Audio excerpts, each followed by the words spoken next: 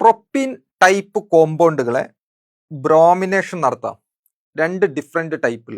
ഒന്ന് നോക്ക് സൺലൈറ്റിന്റെ പ്രസൻസിൽ, മറ്റൊന്ന് CCl4 അഥവാ നോൺ പോളാർ മീഡിയത്തിന്റെ പ്രസൻസിൽ. അത് CCl4 ആവാം, കാർബൺ ഡൈസൾഫൈഡ് ആവാം, ബെൻസീൻ ഒക്കെ ആവാം. ഏറ്റവും ബെസ്റ്റ് CCl4 ആ.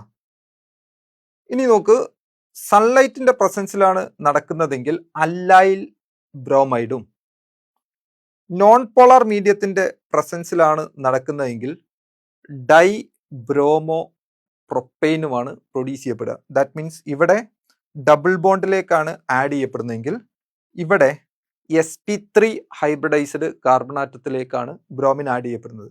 ഇവിടെ sp3യിലേക്ക് വരാൻ കാരണം ബ്രോമിൻ സൺലൈറ്റിന്റെ പ്രസൻസിൽ ട്രീറ്റ് ചെയ്ത് കഴിഞ്ഞാൽ Br റാഡിക്കൽ ആണ് പ്രൊഡ്യൂസ് ചെയ്യുക.